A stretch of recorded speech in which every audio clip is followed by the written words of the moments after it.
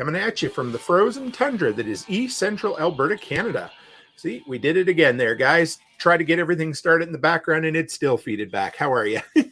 Anyway, coming at you from the frozen tundra that is East Central Alberta, Canada. Streaming live on YouTube, Facebook, Float, Odyssey, Telegram, and Twitch. Welcome back to the workshop. I am Toolman Tim. Today is June 26, 2022, and this is episode 133 of the Workshop Podcast. Tonight, we have got the one and only Renegade Butcher. He'll be on in just a minute to chat all about everything meat, the most glorious thing that God has ever created. But before that, we will get a little bit of housekeeping out of the way, like always. 3 quick announcements for you. Float has finally made the changes we have been hollering for. Love Float, been supporting Float. They put the live streams back on the main page, so the 24/7 workshop radio station will be relaunching tomorrow, so keep an eye out for that. If you're a TikTok user, I never thought I would be, but wow, have I ever had some fun over there so far. If you are and you want to check it out, check out the description below. And you can go by and check out the TikTok account. I think we just topped out over like 3,200 followers so far. It's kind of cool. And then finally, we're getting really close to being ready to start scheduling out guests for September and October. So if you guys are interested in being on the show, or if you have suggestions of other guests you'd love to have on the show, run by the website, fill out the form, or send me an email at therealtimcook@gmail.com. I'm excited. It gets booked up. I've got a bunch that I want to get filled in there.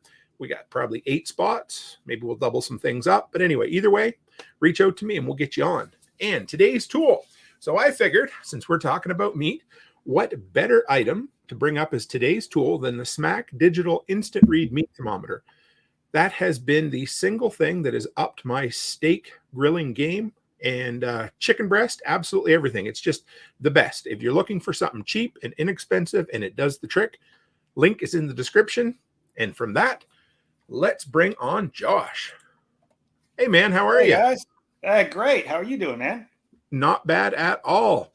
We got you up and on here, and we didn't have a whole lot of feedback issues there. Every so often, that Telegram's great, but that extra step, I tell you, just makes it crazy. When that video comes up, I've started like putting my Telegram stream on first before I start StreamYard, because then I can shut that off before there's anything feeding to it. So that'll work. It's worked okay for me, but yeah, It does. It works. It just sits and waits. So, see, that's why I like your intro video too. You like that? Yeah, that's cool. I had it built on Fiverr, and that's a tune by Greg Arcade. He brought that on. So yeah. Hey, we got Canadian farmsteads on here. I can't even tell. Yeah. That might be a Twitch. I see it. Yeah, that's Twitch. Yep. All right, cool. Right on. Nice. That's good to know. Heck yes. So how you been, Josh? Been good. Been all over the place. Been doing a bunch of live streams. Been working on the website type stuff. Been trying to work on the whole seasoning project and little small private personal meat stuff on the side here and there. And it's been keeping me busy. On the phone with people for consultations and stuff. So this time of year, it's a little less busy for me in one place. It's more just all the extra little projects that I've been working on kind of coming together.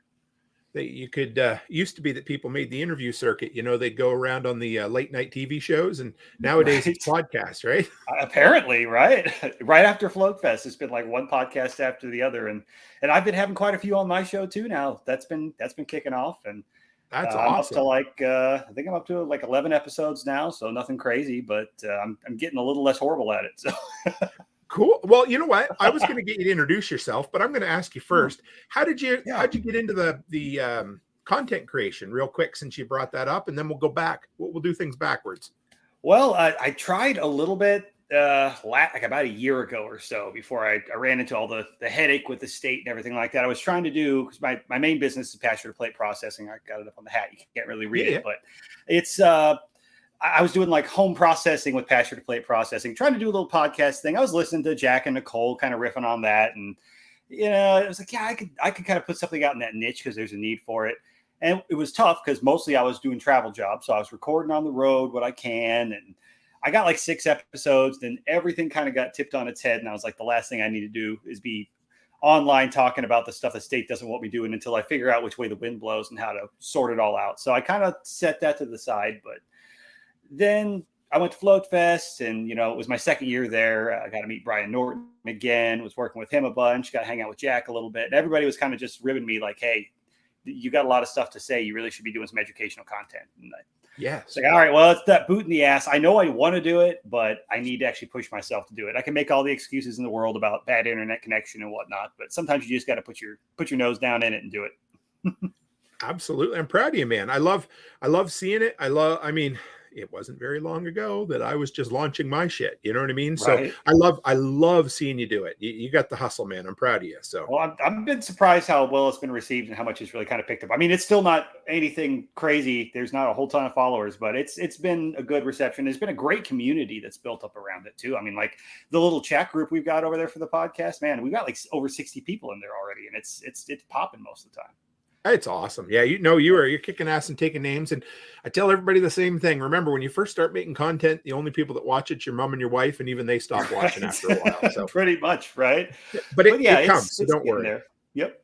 So who is Josh? Where'd you come from, man? And I ask everybody the same question, but tell us, what was your first high school job, and then where'd you go from there? Right. Well, I actually grew up in the Midwest. I was born in Iowa, grew up in Illinois, just right on the other side over by the Mississippi River, a little bit west of where Aaron and Nate from Two Chicks Homesteads are out there. Nice. And, I grew up in a smaller town, not really out in the country, but kind of like right on the edge. And my dad grew up farm family, Iowa beef, corn, and everything like that, but he gotten out of it. My mom came from a different environment. I was homeschooled with them. And nice. They had some very interesting, rather restrictive religious beliefs. We'll put it that way. I'd almost call it cultish. I kind of drifted away from that later on, but we were a very, very stay-at-home kind of family. I didn't have a lot of friends or get out a whole ton, but I got into the internet, learned all that kind of stuff. But my first real job while I was in high school, while I was, doing that, was a guy down the road, about like 80 years old, came up one day and says, "Hey, man, can you come help me once a week, just mow my yard?"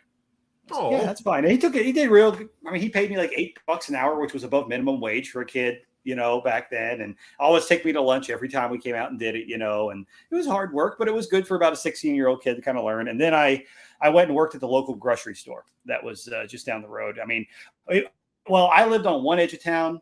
The grocery store was in the other edge of town, like opposite city limits, and I'd walk to work 6 blocks. If it tells you anything about the size of the town I grew up in. Yeah, so not really very urban, but I kind of did a little bit of everything there, but I never really got into the meat cutting side of things. I'd help them regrind some hamburger now and then, or stock steaks, and but I kind of just stocked everything and ran register all over the store. And I did that pretty much until I went to college. And then when I went to college, I ended up working a grocery store overnight while in college, pretty much most of the time, and then kind of later on drift. I was always in and out of that grocery industry thing. It was always an available job, and I had the experience in it. So that was kind of my big start. Well, I went to school for electronics engineering, actually. I got into ham radio when I was a teenager, and my dad got into it too. It was something for us to kind of play with together. And so, I mean, I was, even before then, I was the kid that was always keeping scrap stuff that I found, like the old toaster or something like that broke. I had a Rubbermaid tote in my room of stuff, and I would take it apart for the components just to play with it. So I thought for sure I wanted to go and work on electronics for a living. It was a great hobby. When I got into it, I think I did about a year or two, and I kind of got burnt out on it. It was one of those, it wasn't fun anymore. It didn't stick. So yeah. It is what it is. So I moved on and I did some other things. I don't know, that is like a common refrain in our freedom. Just the a couple whole entrepreneur circuit of people. Yeah. Everybody kind of has a thing that they tried really hard to do and then end up drifting away from it. They were told you need to plan a career when you're like 16, 17 years old. Yes. And there's a ton of us too. I don't know. And we all seem to be attracted to one another, and I don't even know how this works, but a lot of people that came out of religious-ish families that kind of drifted into this freedom movement, but aren't maybe tied into what they were tied in. It's weird. Maybe you kind of grew up underneath a little bit of a restriction and sort of longed for that liberty, and I think decided never to end up. I think there is. It's a whole birds of a feather mentality in a way. Everybody who has that mindset. I mean, a lot of us came from. Oh,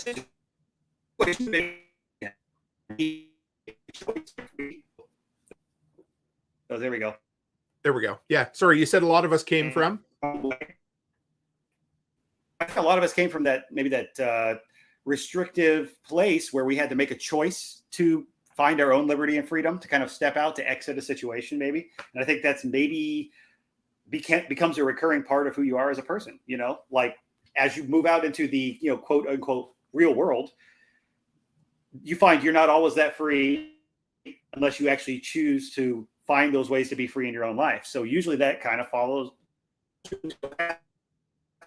viewership and other people that think like that. That's cool. Yeah, it's so neat. I don't know how many times I'll be chatting with people, and those couple of different refrains will come up, and you're like, wow. And we don't even know. We're just kind of attracted to one another, right. And then it comes out. Yep. It's cool. So you did electronic engineering, and then you walked away from that. Where'd you go from there? Once I was working, and part of it was my fault. Part of it was just I was done with things. But I was working on medical equipment. I was doing medical equipment installs and repairs. I was on the road, company truck. My territory was the entire state of Iowa and half of Illinois. There was a lot on the road, managed my own territory, did all my own stuff. Came in, the whole place was a wreck when I got there, that whole territory. And I did about a year's worth of work in 6 months, busted ass. And I think I just kind of got everything where it needed to be. And kind of, you know, it just fell out from there. And then on top of that, I started making some poor decisions as a 21-year-old and hanging out with all the sales guys out partying too much. Ended up getting myself a DUI, which made it really hard to deal with a company truck type thing. So it wasn't so much of a thing that it was one of those. Yeah, I ended up fired over it, but I also ended up fired over it because I think I kind of hit that point where I was just like, I'm done. So I just started slacking off. I was young and stupid, but I got out of that and I kind of went back to doing the grocery store thing again, back into that management, running department, key holder type thing, and did that for a few years. And, you know, it seems like anytime you're in that sort of situation, you end up with that stagnant group of people. There's always that weird drama crap that goes on and you get tired of it. You're like, I'm just done. So I walked out. I finally one day said, I am just sick of dealing with this sort of stuff. So I grew up in basically a construction project. We were always remodeling the house constantly through my childhood. I lived out in the garage and the workshop and everything. I was like, I could do handyman type stuff. So I put out some Craigslist ads and threw out some flyers. And I mostly did a lot of lawn mowing and stuff. Got myself a little push mower, had myself a work van, and started doing little small repairs for old ladies, fixing their water heaters, stuff like that, you know. And before I knew it, I had a real estate company contact me and said, hey, we've got a bunch of yards we can give you every week. And there's some basic maintenance if you want to take over a lot of that. Yep. And I ended up having one or two people working for me. I had 2 vans going for a while and it went really well. It went really well for a while. And I was listening to this crazy guy in a Jetta driving around talking about entrepreneurship and everything too, which really kind of struck a chord with me. And I got that bug of the homesteading, the wanting to get out and have my own property. And I've been looking for years. And it's really hard in the upper Midwest up there where it's all corn country. It's all big ag. It's hard to find decent acreage, decent land that's either not floodplain or just really, really run down and poor for a really high price. I mean, you're talking about some of the good land out there is like $1 million an acre. It's crazy. And that was back 10, 15 years ago. I was really kind of looking. So I was really kind of looking at Texas, keeping an eye on that. There's a lot cheaper land down here. The taxes are a lot better. You know, is more liberty minded, but I didn't have a reason to be down here. Well, I had some family members that ended up moving down here, getting married, and a lot of the family was visiting back and forth. And it kind of became one of those things. Look, if we end up getting property down there, we can kind of split the place. We can find something. Would you want to move to Texas? I was like,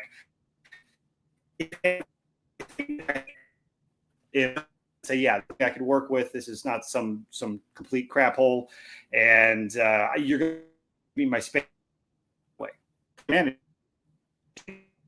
culture mindset, open, let things do what they do, and they're going to be thinking more of the suburban lawn type mentality. So, ended up after about a week, took a week off, looked around, found a place that really kind of fit the bill a little higher than what we're looking at. Offer got put in, and by the time we made it back up north, it was accepted. So it was just meant to be, I guess. I've been down here for about 8 years now. I sold everything for the general contracting company, sold most of my equipment other than some tools. I didn't want to haul it all down here with me. And I kind of pre-scouted down here around the area. There's enough people already doing the handyman thing. And a lot of, there's just a lot of Mexican families down here that's all they do. So it's really hard to come in and compete with that. There's a lot. It's like you can't even undercut people on price and the market's oversaturated. So it's one of those, you got to know somebody kind of thing to be down here working in that industry. So it didn't make sense. I sold all my stuff, came down here, and I said, well, I'll figure out what I'm going to do, but let me find something for now. And it was late summer, fall that I got down here, and place down the road, little bitty hole in the wall, kind of stop by convenience store, but has a small butcher shops, like, little counter and everything like that. They do deer processing every year. It's really big, really big hunting area. Well, they always hire seasonal help to come in. So they just call them deer help. Basically, you're unloading deer from the back of people's trucks, packaging sausage when you're not busy, that kind of thing. And they do a lot. They do about 2,000 to 4,000 deer a year. So I hired in. And, they kind of figured out I knew how to use a knife and that I was reliable. And, when I show up to work, I work. So, of course, they always keep about one person around every year if anybody is hired on that's worthwhile. And they ended up training me to be one of the cutters, one of the main meat cutters, because they were down to one guy who was trying to do all of it. And it wasn't a huge area. I mean, we had about a 15-foot, case that we stocked and kept up with, but it's still a good bit for one guy. And it's also one of those, it's a recreational town. It's near a major lake. So you get a lot of the people from Houston coming out to their lake houses and stuff. So weekends would get really busy. So they needed the help. Well, I ended up cutting there, worked my way up to where I was doing butcher work and management. Worked there for about 3 years till I moved down the line to another place. And I never really planned on getting into meat cutting or anything like that. Never did that much other than maybe cut up my own deer. And did it way wrong before I knew what I was doing. Sure. I'll admit the first couple were terrible. But, it's one of those things. For some reason, I just took to it. Like, as I'm working with that meat and as I'm learning how to kind of craft it with the knife, there's something just kind of clicked. It's like, I feel like everybody has one thing that's their art.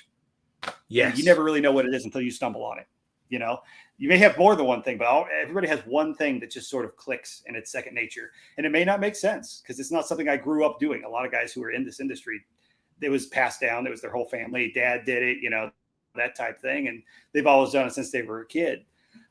For some reason, I can jump in and I can usually cut right next to a lot of those guys that have been doing it for their whole life and they're impressed with what I do. But I think a lot of it comes down to my mentality because I've done all these different industries and been in all these situations. I've changed up enough jobs. I don't want to just sit and get stagnant. I'm always learning. I'm always a learner. I observe.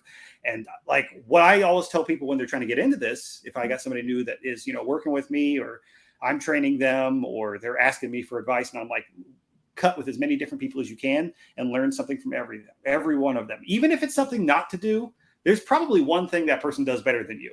And you should watch, you should learn, you should try to figure out how to replicate that. But even if it's something, take something away from all of it. Don't ever think that you've learned it all because as soon as you do, you stop learning. And that's awesome. That is, I love that. That's great because I've heard a few people say that and a lot of people don't, that's cool. So you're working for someone else. So how did you slide into working for yourself at this point? Well, I was working there and then, I kind of got tired of the environment and the stagnant and some of the people that were there. And there was a place that opened up.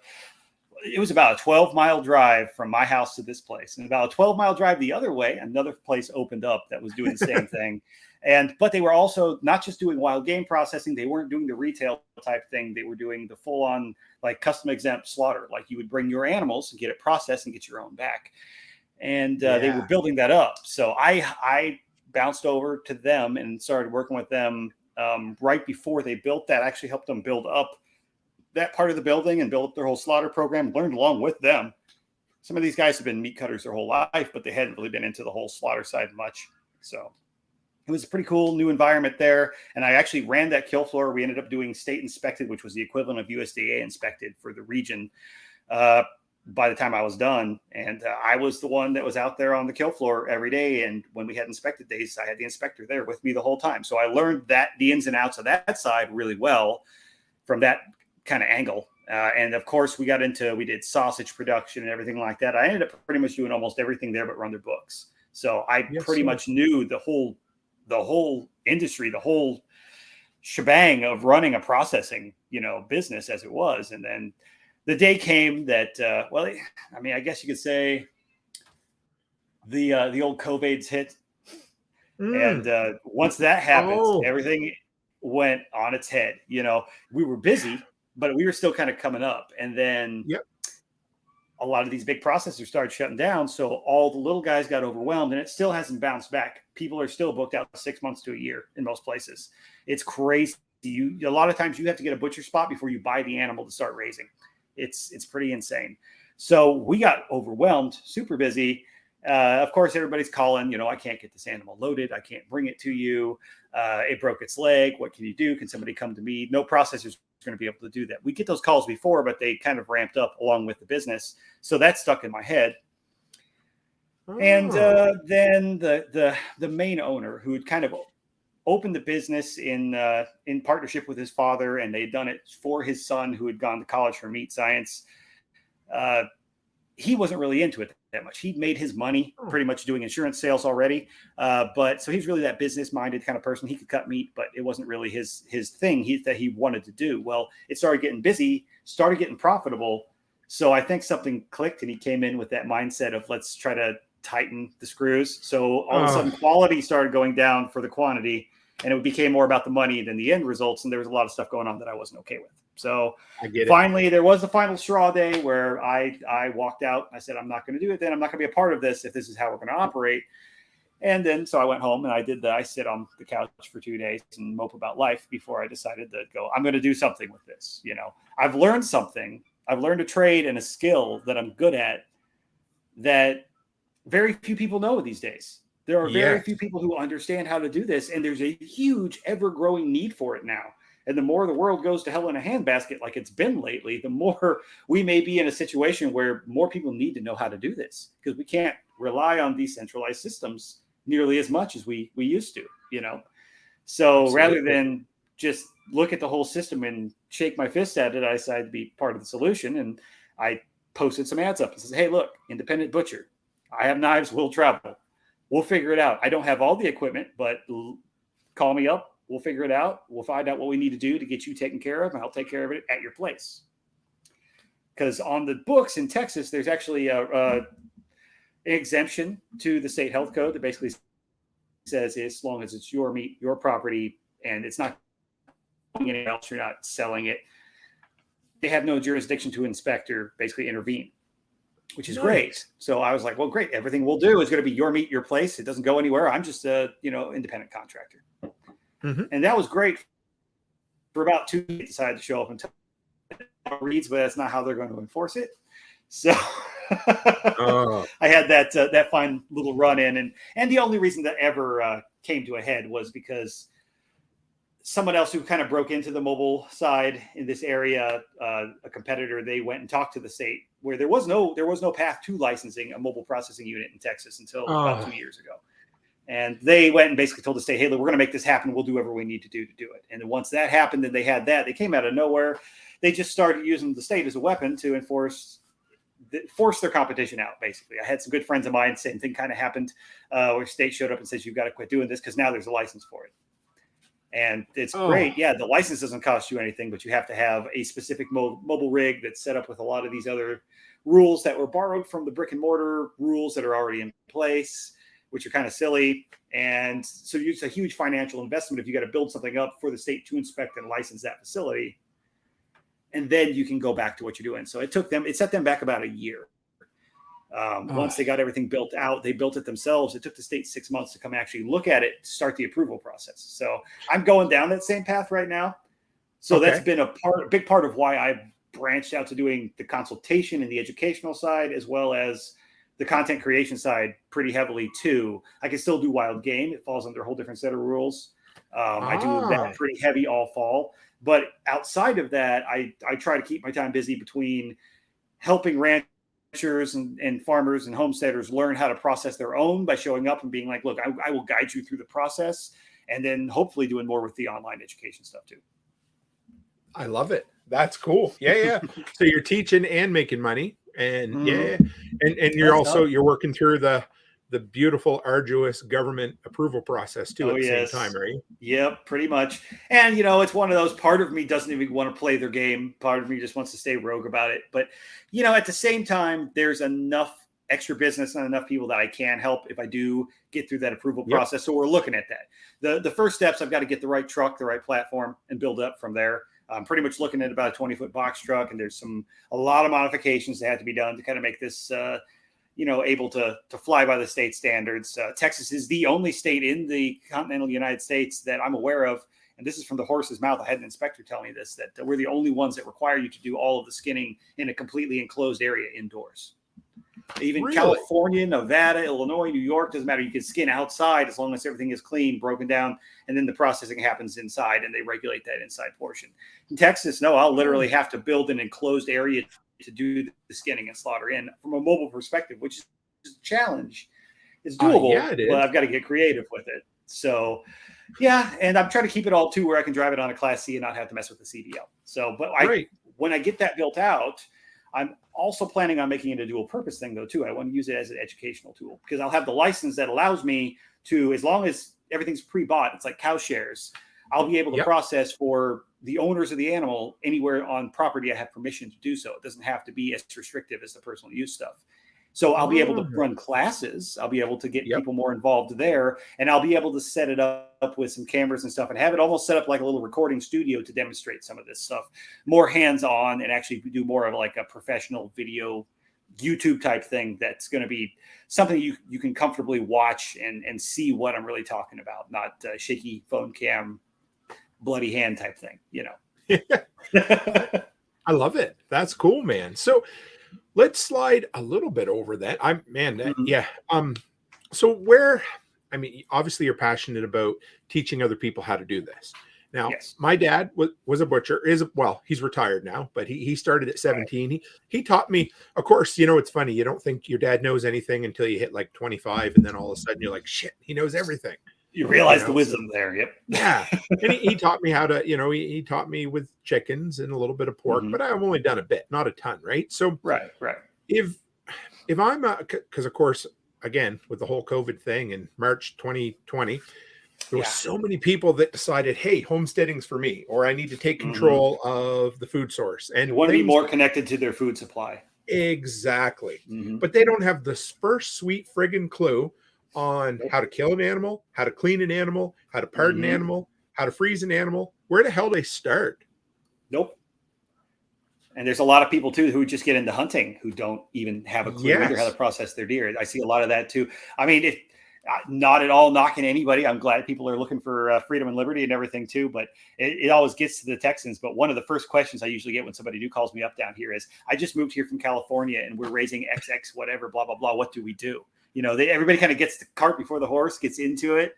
And then they're like, whoa, what? So there is a big need for it. There's a lot of people who want to learn. So I will give a ton of credit for that too, because so many people sit around and don't want to do anything. So, if they want to get into it and learn, I'd say the best things you really can do would be probably follow the Liberty Meat Solutions podcast. I'm just kidding. Shameless show there. There's a lot of good resources out there. There's a lot of good resources online on YouTube. But if you can, reach out to see if there's a mobile butcher in your area. If you're not confident with what you're doing, most of us are going to be willing to come out to you and do it, but also educate you and show you how you're doing it, give you the feedback on what you're doing and maybe ways to improve it in the future. And you don't necessarily get that when you bring an animal to the processor because they're busy and they don't have time to sit and educate you how to do what they consider your job. It's a little bit different when we show up and we're dealing with your setup, your animals, your property and everything like that. So that I think helps a lot. But if you don't have that there's a great online community. We've got it over on the Telegram chat. That really helps out. And I reach out and help a lot of people that when they have questions. But if you had to pick right now one YouTube channel that's like going to help to kind of the real, I guess, meat and bones of it, no pun intended, would be like the Bearded Butchers. If you check them out, they've got a great setup, but they're got like a whole USDA inspectability, all clean, show everything super clean cut, very professional, like retail quality, but also They got all the toys. They've got the fancy bandsaws. They've got exactly perfect floor setup and everything like that. And 90% of people don't have that at home, but it's good to look at it in the ideal situation how it should be done to get the best results. And then you can do the best you can, replicate it from there. So I think your biggest considerations are food safety. People don't know. So do a little bit of reading into that, like how to properly handle meat, what temperatures you need to do, keeping your hands clean, keeping the meat clean as you go. You know, those best practices are really, really important, and getting that meat chilled down as fast as possible. And then try not to work with half the animal at a time while you're still learning it and you're slow at it. Keep as much as possible refrigerated, safe, cools, and work with a small section at a time as you learn how to process that cut. So you're not going to overwhelm yourself with a bunch of stuff and have a bunch of meat sitting out spoiling. What's the temperature like down there during hunting season? It depends on the year, but it's usually still pretty hot at the beginning. Like it's not uncommon for the first opening weekend of deer season to be like 85 degrees for a high. Fahrenheit. Oh my God! Sure. Yes, I know. A lot of times, I mean, we may hit some freezing temperatures in the towards the tail end of deer season, but it usually hardly even gets that cold. I mean, we're talking like a chilly night down here in December is low in the 40s. Oh, yeah. For us, so, I mean, the first week in November deer season, the hardest thing is to keep it from freezing, because you hang it in your garage, right? You just throw it in your garage and you leave it there. Then when it's time to cut when it's frozen, it stays in rigor mortis and you're trying to cut up a brick. Yeah, exactly. It's just frozen solid. Get a Sawzall out and get it going, and so what's the down here we have the opposite problem. Go ahead. No, fine. Sorry, I cut you off. We have the opposite problem down here, and we get a lot of flack from guys up north. Like, I'm in a lot of different deer processing groups, and I kind of watch, people banter back and forth. And everybody up north is always saying, "Oh, I would never let water touch my deer." Those crazy Southerners, they soak their deer in ice water and everything. So it's not supposed to be done that way. There are guys who do it that way, but you do have to get that meat chilled as fast as possible. And when it's 75, 80 degrees outside, if you don't get that meat chilled down fast, you may not have a walk-in cooler to hang it in, and that's your only option if you don't have a 40-degree garage to hang it in overnight. So we pretty much most of the time, if I get deer down here, if they aren't shot fresh close by, brought to me to skin, and I'll put them in the walk-in cooler if I've got access to it. But most of them, they get skinned and quartered and put on ice on site and then brought back to me. Really? So for a lot of guys, a lot of deer processors down here will just keep deer on ice until they get them cut. So it's very different from that angle, because there's a lot of guys doing deer processing, in a room they put up in their barn, or they rented a building for it. They do it seasonally or whatnot, but they're not running a butcher shop all year round. And for those guys, they usually don't have a room to hang all of these deer in walk-in coolers and whatnot. So it's pretty common for a lot of deer to stay on ice. And while I don't like having it that way, in our climate, it's just part of it. If you're doing it at home, you may be stuck doing that. Well, when you take a red meat like venison, beef, or whatnot, and it stays in prolonged contact with water, it does absorb a lot of that water. The water does leach a lot of the flavor and the color out of the meat. It sort of dilutes. It's sort of like if you know the difference between water bathed chicken versus air dried chicken. There is a significant difference in how plump and that bird is. The texture is different. There's more intense flavor in the air dried. It's that same deal. It's just more pronounced with the red meat because we have to cool it for longer typically. So it's more contact with that water. That makes sense. So when the guys pack it with ice or whatever, they shoot a deer. What do they just take? Do they ice bags, or do they put it right in a bath of water? A lot of guys will try. A lot of guys will try to keep it dry, but most of the time it just gets piled in the ice. And I think that's probably the best way, because a lot of times deer out in the field that I see, people have a hard time keeping it sanitary, getting the hair and the leaves and everything off of it. So the ice does kind of help wash some of that off a little bit. It's not the best environment for it, but it is what it is. It's a little bit different than trying to deal with a controlled environment. You try to keep them dry, and usually it doesn't work well. Typically, the solution is we put it in a Glad trash bag, and every once in a while, there's at least one per season. Some guy uses a scented trash bag and doesn't think of it. You open up the cooler and wonder why everything smells like lilacs, and the meat's been soaking in it. And no matter what you do, you can't put meat in a trash bag, put it in ice, and think it's going to keep the water out. It doesn't work. But they try, and I'll give them the credit for that. But that's an example of a lot of guys don't know. They've not been a part of that environment of how to handle meat in a safe way. And, I feel like maybe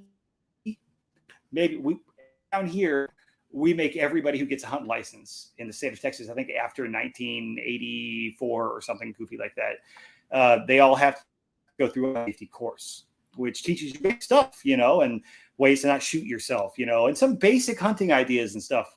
And I've been saying, look, if we're going to require people to do this, why don't we also teach them how to properly process their deer, properly skin it, properly handle it, break it down, because they'll ticket you for wanton waste if you leave it to ride. But we don't teach you how to actually handle it the right way. So I feel like there needs to be more education on that side. And I've thought about running a class on it, but I can't really go out and just get deer because it's a regulated animal. So I might do something like a month or two before the season will be here. It's off your workshop. It cut up there. Sorry, I saw a blip on screen, but yeah, lost you for a second. No, you're fine. I'm rambling anyway. No, it's all right. No, I love the idea. Yeah. Okay. So let's so where do you it'd be nice to do. It's just the logistics haven't quite come together yet. That's okay. I love it. So if you have somebody, some poor Californian or New Yorker who's, relocated to Texas and they've already bought the animals, they might have bought wiener pigs, or they might have bought, 35 meat birds, whatever it happens to be. Where do they start now? I mean, you said, the bearded butchers are good. Do you call somebody? What would you think? Well, I think if you give me or to me a call. If you don't, reach on out, go on over to the there's a Telegram group called Liberty Meat Chat. Just Liberty Meat Chat. There's 60 people in there right now, and there's a bunch of good people in there. I'm in there, and we talk about the podcast and everything a lot, but we talk about the process. And you can get a hold of me there. You can follow me on LinkedIn. But if I'm not close to you and I feel closer to you, come to you, show you, I might know somebody I can kind of refer.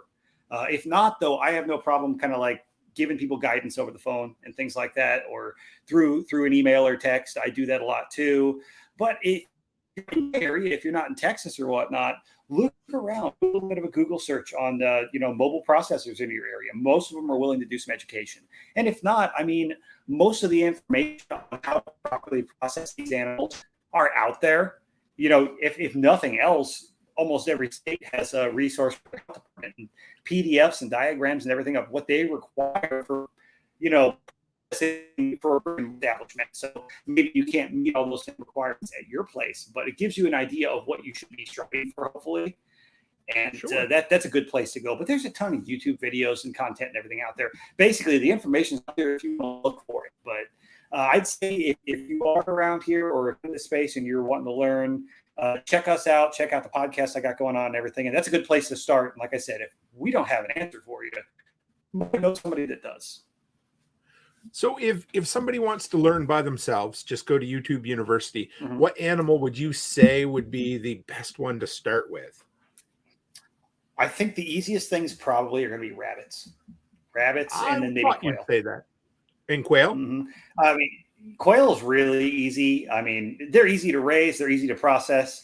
If you've ever done like dove or something like that, it's a small bird. You're not going to pluck the whole thing. You don't need a chicken plucker.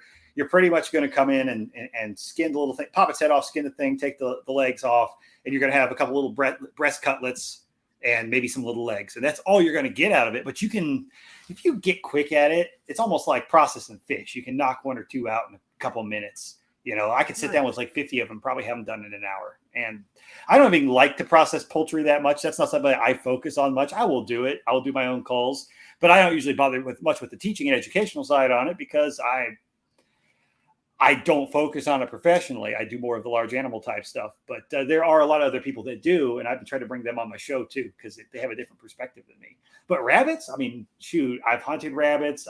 I've done, domestic rabbits. I raised a few of my own. I kind of got out of it because our climate's really too hot for it down here without some real considerations for keeping them cool in the summer. But a rabbit, you can almost do without a knife. Like you can almost just tear the skin and peel it and skin the thing without a knife and then gut it by hand and put it in the bag. It's so super easy to learn to do. That's crazy. Their chickens are much the same thing, but you're adding that. Oh, I know I just cut out there, didn't I? No, you're good. Your chickens, you're adding that plucking to it too. Yes. And then you have to decide, do I want to pluck? Do I want to skin? There's a little bit more. I'd say that's the graduation of, if you want to start with the easiest things, go with like rabbits or quail, and then move up to like a larger poultry from there. What's the easiest way to dispatch a rabbit? You know, I've seen all kinds of different ways. I've seen people who just swear with you know, a 22 to the head, which seems almost like a waste for a rabbit. But I know Nate over there at Two Chicks Homestead, they're real big on, they like this hopper popper type thing, which is basically almost a rack that mounts on a wall that it looks to be like the head goes up in it. It's cervical dislocation. Basically the head slides up in like a fork, and it's just a quick pull, and it's like instant. They're out. It severs the spine.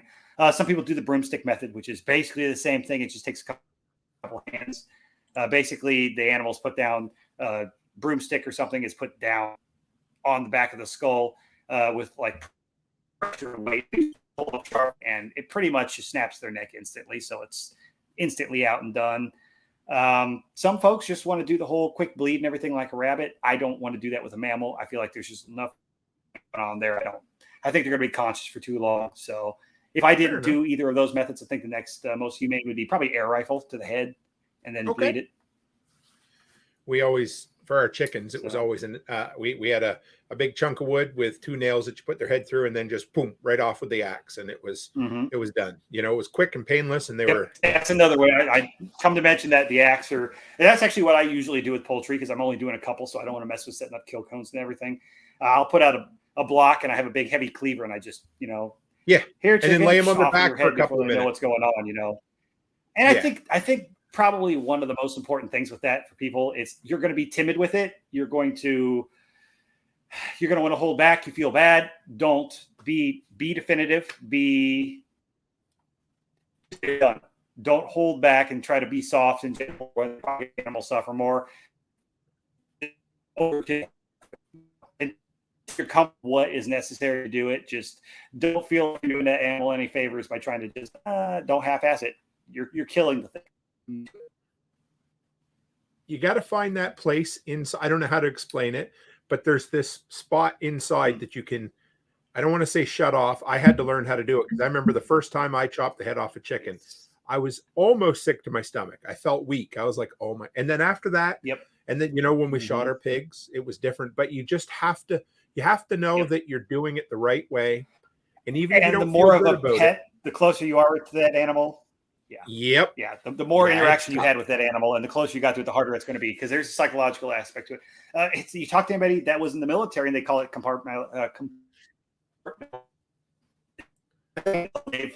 they've got to get in that space where they can kill a person. And it's, you know, you don't have to be cruel. You shouldn't be cruel about it. You should be doing it for the right reasons. The fact that we're able to do it ourselves means that we're capable of being more humane than somebody who. Imagine if you have to do that all the time, every day, day in and out, you become numb to it.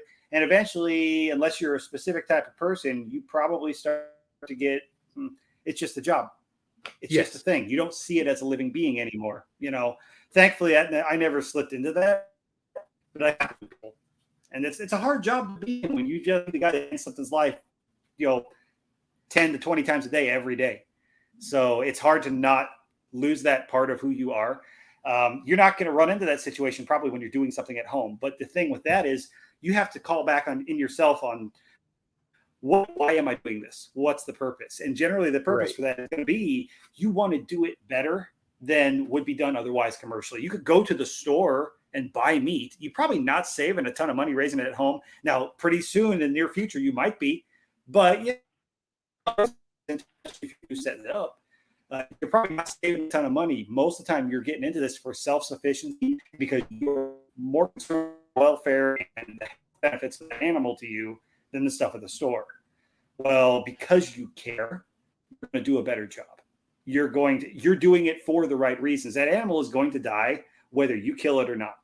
That animal is going to go into the food supply. An animal is going to die for you to eat. So if you are making the choice to do this the right way and take that responsibility, which I think everybody who eats meat probably should at least once in their life take responsibility for at least one life that they're going to consume, so they can understand and respect that and where it comes from. Well, that's going to put you in a different mindset, but don't let it make you so timid that you don't do the job to your best of your ability for that animal. So it's a tricky balance, and probably you'll make mistakes, but do everything you can in the world ahead of time. I just talked about that in my last podcast. Do everything you can ahead of time to pregame and kind of plan, get everything set up so that you have every chance of succeeding. And if there is a mistake, you're in a position to take care of it and fix it right there instead of it being an absolute tragedy. And might sound stupid or corny, but self-talk as well. How do you put it? Like, when you're getting ready for sports and you talk to yourself, like mentally prepare yourself the best you can. It's not easy, yep. but that's a big part of it. Yeah. No. And if you ever find yourself in a position where I always tell people I enjoy my job. I don't enjoy the actual act of killing the animal, sure. But it's a part of the job. I enjoy the fact that I'm good at it.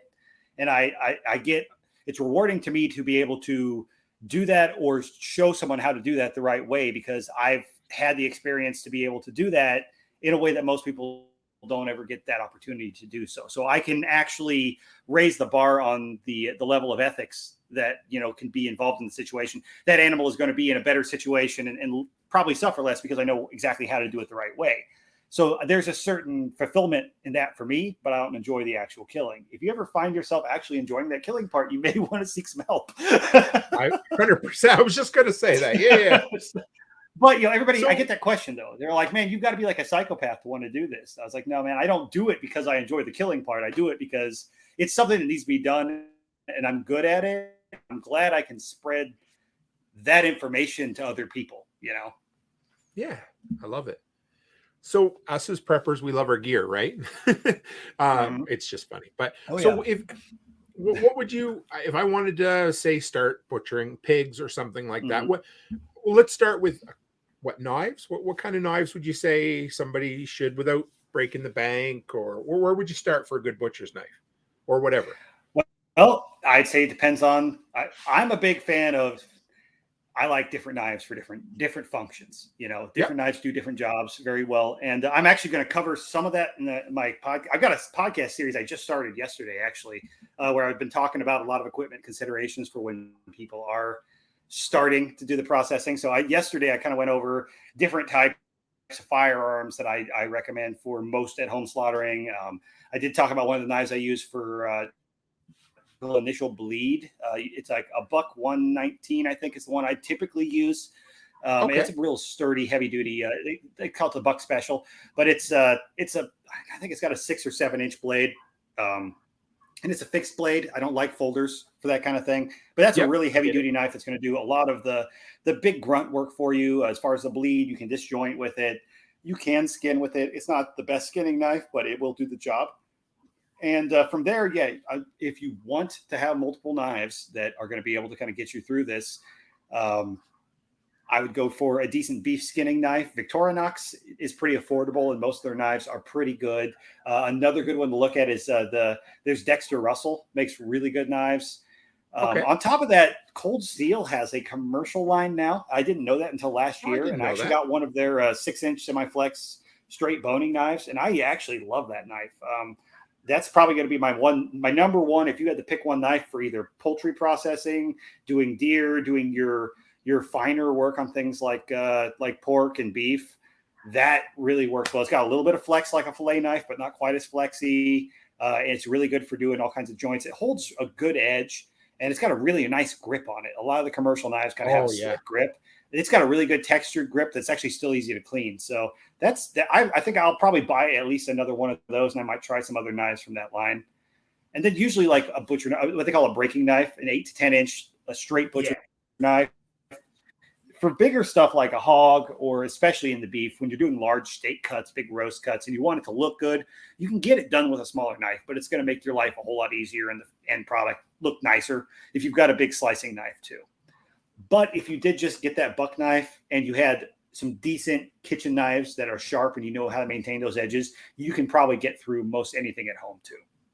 That's cool. So how about a grinder? I bought one at Cabela's a couple of 3-4 years ago. I was very happy with it. Did you get one of the Cabela Carnivores? I think so. I can't big one, what's the one like the big horsepower motors, or like Yeah, or it was it would one be of the the little 3/4 tabletop? or 1 horse. Yeah, It was probably like size 22 or 32 head. Yep, those are pretty decent. Now I will say, and I don't know for sure, I don't know all of the ins and outs on this. I think Cabela's changed manufacturer on their grinders a couple years back. So I've been hearing some mixed reviews on some of their new ones, especially the large size. I had a friend that's running a mobile processing trailer in Oklahoma, got one of those, and it had nothing but trouble until they kind of learned it's a really finicky grinder. okay. So I don't know. I'm not going to recommend those because I thought about getting one myself as a backup grinder and shied away from it after hearing it. From what I understand right now, the ones that I can say are pretty dang decent that I've used myself are going to be either LEM, they're larger, LEM Big Bite, which usually size 32 or up head. You could get by with something smaller, but I always say overbuy the grinder. It's little grinders get hot quick. And if you're doing a lot at a time, if you're doing whole animals at a time, it's going to be hard to get through. It's going to slow you down.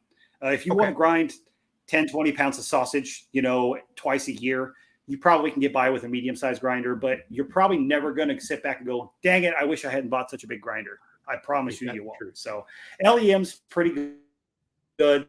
The one that I've heard a lot of good, and I'd be pretty confident recommending is Weston. And one nice thing about the Westons and some of the Cabela's is they've actually got a function where you can reverse the motor. So if you do get kind of bound up, in there without having to take the whole thing apart, you can back it up sometimes and get yourself out of a bind. There is one. There's I think the company's called Meat with an exclamation point. They've come out within the last few years, and they've got a lot of discount type stuff. It's not top of the line type things, but it basically looks like it's the same thing as Cabela's and Weston, probably by the same manufacturers. It's just that cheap label. And I've heard good things about them. They're a little bit, you could probably save a couple $100 versus buying one of the big brand names. Going with them, I won't necessarily say that I've used them. I do have one customer that has a guide gear, I think. Yeah, they got it at a Costco, but you can actually go on like guidegear.com. They have all the discount sporting goods. And I believe it's just a relabeled Cabela's. It seems like all the same. It looks exactly the same. The motor setup is the same. And he got a heck of a deal on it. So keep an eye out. Look at the secondary market too. Look on like Facebook Marketplace and Craigslist and Nextdoor and stuff. A lot of times guys will buy one of those, use it a couple times a year, and either turn around and sell it later on, or, some old guy unfortunately passes away and his widow puts it up on auction or something like that. You can get some good deals if you keep an eye out. But you might have to change capacitors in the motor if it's an old one or something like that. But you're probably going to save yourself a lot of money if you can pick up a good used one, as long as all the plates and parts are there. So try to look up, the parts manual for it or something if you're in question, and see if there's something missing. Try to make sure everything's there. Worst case scenario, take a picture of what you're looking at and send it to somebody like me or a butcher, and go, hey, is this a good deal? So what about, because you might be looking at spending $500 to $800 on a good grinder right now. I believe, any of that stuff. So I know we've had a conversation about this before, but you're not how come you're not a pink paper kind of guy? Well, I've never been a big, actually the place that I worked at, I started at doing the deer help. We did everything paper wrapped behind the counter. It was actually a white paper. We didn't do the pink butcher paper, but we did the white with the plastic back too. But I've used both. And, we've always had it available at other places I've worked at too. We've had it available at the grocery store. So I'm familiar with it. I know how to use it. But, if you stack them up, if you paper wrap something really well, it's going to have a pretty good shelf life. And it keeps a lot of the air out. But it's still not an airtight seal. Seal. I don't care who you are. I don't care how tight you wrap something. You can try to squeeze the juice out of that piece of meat. You're never going to get that paper wrapped completely airtight the way a vacuum seal bag would. And then between the time and just the aspect of all the advantages of the vacuum seal, the tiny little increase that might be there in cost for vacuum sealing, I think is probably more than worth it. And from my perspective, because I buy my bags and everything in bulk when I'm doing deer season, and if I'm helping with larger processing, I'm buying it in a larger scale. I actually find it's a little bit cheaper on materials for me to go with the vacuum sealing, and it's a little bit faster on the actual processing side. So you get the advantage of longer shelf life, less freezer burn meat. You can see what the cut is. It's a clear bag versus just a white paper wrapped hunk that you hope somebody labeled right. It's a Yes. mystery meat until it's thawed. There's just too much else that stacks up in favor of vacuum sealing to me. So if people ask me occasionally, because their family has always done it, will you paper wrap? I'm like, yeah, if you buy the paper and you wrap with it, that's fine. I'll paper wrap. Did I tell you the story? I don't know. Anyway, well, years ago at the co-op back in my town, there was an old guy that would come in and buy the paper wrapped cheese at the time. It used to come in the same I type of think you butcher told me paper. this story. Yes. And so anyway, eventually it came to plastic, and the old feller come in one day. Oh, that cheese is no good for nothing. He said, it tastes awful. It tastes like plastic. Tastes like So plastic. Yep. yeah, he wouldn't buy it anymore. So the butcher, the guy, because back then they handled the cheese too, right? So before the old guy come in anymore, he would take it out of the plastic, wrap it in paper, and then sell it to the guy. And after that, wow, that's the best cheese I've ever had, he said. Of course, it's all psychological, right? So what do you use for a vacuum sealer and bags? Well, for the vacuum sealer, I've been using multiple different little Nesco tabletop vacuum sealers for a while, and they're better than a food saver. They were a little cheaper than the food saver, but they still get hot. They only run for so long. They were cheap. I get them for about $75, but I think they may have quit making the model I was using, so I haven't been able to find them. I've gone through 4 or 5 of them in the course of about 2-3 years, but it didn't cost me much to just replace them. They're lightweight and they're portable, and a lot of times I'm loading this stuff up in the back of a car to take it somewhere. So I did upgrade later on. I got a really good deal on a commercial level tabletop unit. Unfortunately, It was an odd size ceiling bar, and it finally popped on me after like a year of hard use, and I haven't been able to get a replacement for that. So I've been kind of scripping by with one little vacuum sealer for a bit. I really want to use a chamber vacuum sealer, though, ideally. Jack and I talked about this on his show the other day a little bit, too. And I think VacMaster is probably the best brand in that. You're going to spend some money on it, but it's probably worth it, and it's useful for a lot of stuff other than just processing meat. But it's a big, bulky, clunky unit. So until I have the whole mobile truck set up with it, I don't want to deal with it, because I don't want to load this big, giant, like printer-sized box, like copy machine-sized box that weighs about 120 pounds in and out of a car everywhere I go. But the big advantage to that is you can get by with cheaper bags. When you do the tabletop, like food saver type vacuum sealers, as one side's always textured. Yes. It's because it has channels to allow the air to get pulled out. When you do the chamber vacuum sealers, everything that you seal is enclosed inside the dome, inside the machine. So it brings everything in the chamber to an equal pressure. It flushes all the air out. So it doesn't matter whether there's, texture on that bag. It's forced out by the vacuum. So you could take a chip bag, a Doritos bag, and vacuum seal it. It doesn't matter. Any bag that's in there is going to get vacuum sealed and heat sealed shut. So they're really handy for that. So you can get by with bags that cost you about a third as much. So in the long run, it does pay for itself, but you've got to do quite a significant amount of vacuum sealing to kind of offset that investment too. But if you've got a space to do it and you're looking to get into it, especially large animals or a lot of poultry, and you're doing a ton of it, I'd probably look at a chamber vac before I'd spend money on just a tabletop little cheapo sealer, because they can be frustrating. You're probably going to have 1 out of 3 bags you're going to have to reseal. Yes. I hate it. That's why when you told me that you liked vacuum sealing, I mean, in theory, I love vacuum sealing, but that's right. The goddamn problem with it is that about every third time I sucks juices up into there. And you got any tips? Right. Now there's me not be an idiot. Yeah, there are some tips. There are some tips on that. That is a lot of it. I've learned a lot dealing with these things for so much, like over 3 years, almost every day vacuum sealing a ton.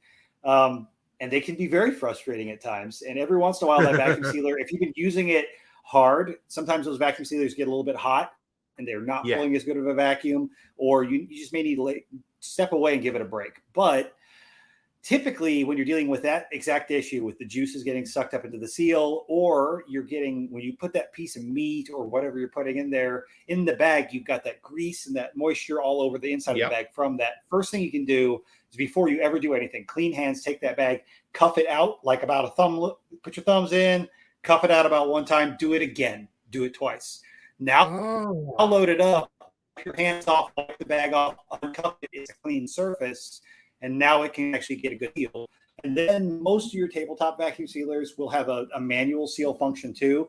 So if you're doing something that's like a marinated meat or it's just extra juicy, there's a lot of water because it's a chicken.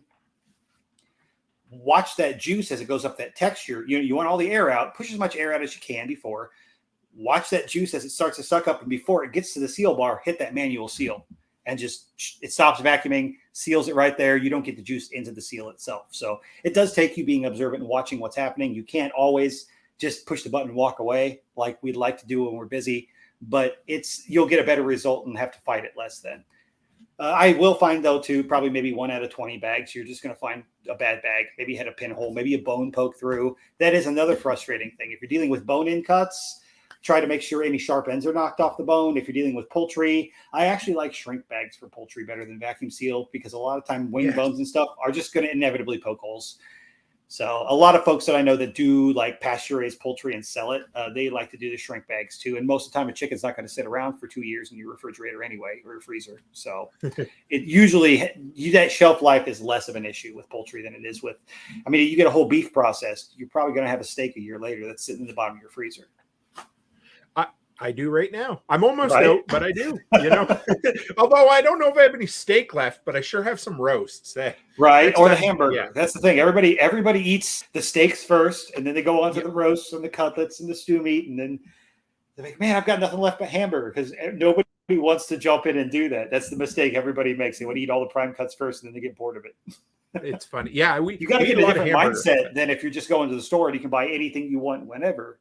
If you're getting a whole animal done, you start thinking, how can I use this whole animal? And we need to diversify what we're doing. It's not all steaks. You can't cut any animal into all steaks. It's funny because that, when people hear, I forget what I pay. I want to say it's $5 or $6 a pound right now. I'm not sure. I can't remember. It's a pretty good price, but it's more than hamburger.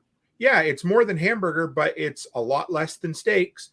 And when you figure what you get, it's great. I love it. When I go and get like 5 or 6 milk crates full of meat and I bring that home, and I bring everything. At first I didn't know any better. And I just say, okay, I just want steaks and roasts, I didn't get the, what is it? The ribs, and I didn't, the rib bones. And there was a whole bunch of stuff I didn't get that I didn't know I could get. And it was free or included. Right. So that was,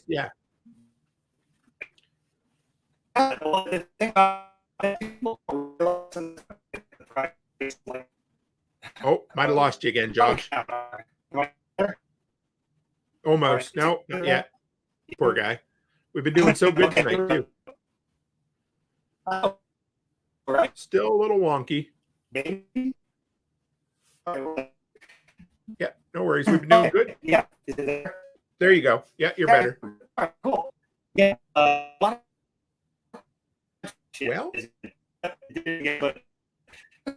see if I can check that connection real quick. But around there you go. You're good now. You're good. Sorry. Okay. No, you're fine. Around here, we got a lot of folks that are starting to get into buying the quarters and halves of beef and everything like that, and they're looking at that price because it's usually based on hanging weight. Yeah, I think it's $6-7 a pound around here, which is a little higher than hamburger, like you said. But we got to realize too, it's an average. You're paying for the hamburger, but you're also paying for your tenderloins and your ribeye and stuff, which might be $20-30 a pound, depending on the grade of beef. So it's definitely worth it. And you get the choice, but you also end up with a lot of cuts that if you're not used to doing those odd second cuts that you see in the store all the time, you probably don't know what to do with them. So I've been trying to focus on my show a little bit on cooking here and there too, and throwing some recipes out, because there's a lot of stuff that a lot of odd cuts that people have never touched, just don't know how to use. Hunter says, you may have covered this, but can just tell a butcher a term that means I want everything basic cuts. Does that make sense? Basic cuts. Okay. Yeah, kind of, sort of. It really depends on what you mean by basic cuts. If you're looking for like mostly steaks, like a hog, like chops, roasts, things like that, I think that's probably just tell your butcher basic cuts. So hold on a second. Poor guy. But no, I'd say probably just say steaks and roasts. Or if you like stew meat, tell them stew meat. I think the biggest confusion with a lot of folks are they think they can get something, they don't want any hamburger. You're going to have trim. You're going to have stuff that's going to need to be ground off that animal. If you're not somebody that likes roasts, tell them that. If you would prefer to have all your prime steaks and just a bunch of hamburger, let them know. Just communicate what you're looking for to that guy versus, if you say basic cuts, that could mean different things to different people. So just be as clear with what you expect from it. I'll throw in a little bit because I think we're 3 years into buying. First, we bought a quarter, then we bought a half, and then we got another half. And I will say, from my experience, the first time you do it, you're not going to be happy with it, or you're going to, maybe not that you're not happy with it. You're not going to necessarily know what to expect when you get it back. It's going to be a new thing. There's a learning curve there. I go in and she has this whole sheet and she's like, okay, how big a hamburger packages do you want? What kind of roast? What kind of steaks? How thick your steaks? Do you want the ribs? I had no idea. Right. I said, well, just make it simple. So then the next year I realized, the second year in, I realized I don't want roasts. I want hamburger. I want steaks. I also realized that we want 2-pound hamburger packages, not 1 pound. Mm-hmm. So you learn those things and I also learned I kind of like 1.5 inch steak or something in that size. Yeah. But you don't know. You'll learn that this is my preference now, but you've also got a whole quarter or half of a cow to eat through before you can make that choice next time. So it is a learning thing, and in a way, you've got to eat your mistake until you get through it. But in a way, though, it does, I think, help people broaden their scope of learning how to cook different cuts and things they didn't before. And maybe you got them cut a little thinner than you wanted to, but so you learned how to cook a thin steak, for a while. You might have a preference, but I think, as long as you're a little bit adventurous in the kitchen, you'll probably be fine. And haul your roasts out and slice them up, turn them into steaks if you want. I've done that before too. Exactly. It depends on and that's another thing. If you are in a position where you're not raising animals right now, but you go to the store and you see whole pork loins for sale, you can get around Christmas, you can get a rib roast, standing rib roast and stuff like that. You learn what cuts come out of that. That is a whole primal section of animal. So you get that pork loin, that's where your pork chops come from. You can lay that out on a board, cut those at home and save yourself a ton. Sometimes you can get pork loin for like $1 a pound. It's cheaper than buying the pork chops. A standing rib roast is just a big bone-in section of ribeye. You can get if you can get a boneless rib roast on sale, you might get it for $6, $7 a pound when ribeyes are $13, $14 a pound. You take that thing home, do a little bit of trimming, cut yourself steaks to your own thickness on your own kitchen counter, and there you go. You've got ribeyes for dirt cheap and a little bit of trim that you can run through your grinder or make into a stew meat or something like that. So there's a lot of ways that you can take those big sections of meat. A lot of times I steer folks who don't know towards getting more roasts, because I always tell them, look, I can give you some instructions on how to cut those or come back and guide you through cutting those roasts into steaks later, but I can't ever uncut it. You might be able to pile a bunch of ribeyes in your crock pot, but it's not going to be the same thing. If you want a roast, well, there's no replacement for a roast. But a roast could be steaks, a roast could be hamburgers, a roast could be cutlets, could be stew meat, That's cool. I like that. Yeah. Because I went the other night, I went and got 2 ribeyes and 4 sirloins, and it was like $78. And but it's a local butcher shop. It's all local meat. It's great. But that's, I know when we're out of steak and I go get steak, that's what I'm going to pay. So I might as well go and premium product. Yep. But it's worth it. Definitely is worth it. Yeah. One of these days, one of these episodes on the podcast I want to do, I'm just going to go, when I can, go buy like a whole ribeye section or a whole pork loin section, slap it down and be like, look, here is how you do that. But there's a lot of videos on that out there as it is right now. Like you're talking about on TikTok, there's a guy that I've been following and he's real cool guy, not at all PG rated, but he's a butcher, works in a shop, he's just a regular meat cutter, but he goes by Meat Dad on TikTok. Real funny guy, got a real sense of humor, drops the F-bomb a lot, but that's okay. He's doing that a lot. He's showing people like here's how you can save some money and break down your own chicken. Buy a whole chicken, stop spending, $5 a pound on boneless, skinless chicken breasts when you can do this. Here's how to take a whole ribeye section, cut it into steaks. So there's a lot of good education cropping up on that out there. And now, we're all walking around with computers in our pockets. We can look this stuff up and educate ourselves. I promise you, if you have a question on where does this cut come from or how does it get broken down, if you don't want to ask somebody like me, you can do a little bit of Googling. And somebody has asked that question and shown you how to do it on YouTube by now, probably. Yeah, but you know what? Just also don't be scared. Like you said, a lot of people have done that stuff before. Do it anyway, man. I love seeing that. And the cool thing is people learn from different people. Oh, So if absolutely. they click with your personality, they'll follow you. And The you're more building a content whole, like that we get out there, the better. You know, the more we can absolutely. educate and show people that. So no, I'm definitely going to do some of that. But I don't can't wait on wait. me. I'm just saying, if you're curious about something, I guarantee you the information is out there Absolutely. now. So, Well, we've been an hour and 10, Josh. So oh dang. tell me, where do people find you? How do they? I mean, we've talked a little bit, but plug the hell out of it. What do you? Yeah. Right now, probably if you're looking at the podcast type stuff, you go to Live.libertymeat.solutions. That's the whole website address. That's where you're going to find pretty much all of my stuff, my shows. When I update it all, I've usually got all the shows that I've interviewed or been on up there too. And I should have all the different ways up there of all the different social medias, places you can find me and contact me. If you really want to get in touch with me, probably easiest way is Telegram. I'm there more than anywhere else. You can find me at just Liberty Meat Solutions. And yeah, we got the Liberty Meat Chat. Just look that up. That's a real good chat group. Great place to get a hold of me. And then I've got the other project going on right now. I'm trying to launch a line of my own seasonings for my own recipes. Mostly sausage seasoning. We're going to do some other stuff down the line. We're starting it out. We're kind of crowdfunding it, and we're focusing on trying to do it with cryptocurrency because we're really kind of into that. And it's Renegade Butcher. So that's been the goofy nickname. Couldn't believe the domain name wasn't taken, so I had to have it when I found it. But yeah, renegadebutcher.com. Go and check that out. And there's a bunch of other stuff up there too that's helping to help support all the website stuff I've been doing and getting the seasoning stuff launched too. So we've got a bunch of merchandise up there. I mean, we've got like that flag there and this shirt. I love that flag. And some stuff with the Renegade Butcher logo and stuff. And we got all kinds of stuff. We got coasters, cutting boards, all kinds of goofy things up there. So if you're interested in that, check it out. We're doing a membership program now too. Nice. If you want to get in on the ground floor because you like what we're doing, I'm doing only 100. We're capping it at 100 lifetime memberships. And I think it's like $100, but it's almost stupid what I'm doing, but it's what's helping to get the seed money to launch everything. I'll lose money on it eventually, but I'm taking care of the people who are there at the get-go. And that's like 20% off for life, free shipping, 2 packs of seasoning a year on the house type deal. And you're part of like the inner circle of when we come out with new stuff, you're going to be the ones that test it and try it first before we release it to the public type deal. So that's that exclusive thing. And we're doing some other stuff like that. So that's all over there on renegadebutcher.com. And if you want to get into it and you can't figure any of it out, just message me and we'll hook you up.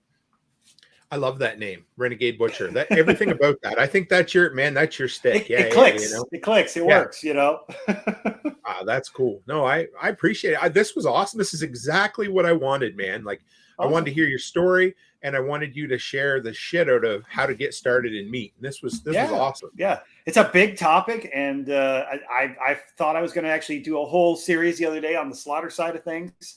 And found that I'm going to have to break it to, who knows, probably a 5, 6, 7 part podcast type thing. Because it's such an in-depth topic. I take for granted a lot of stuff because it's what I do. So what I do in 5 minutes may take me 8 hours to really sit there and break down and explain all the ins and outs of doing. So I'm glad I can actually educate and show people that type of stuff.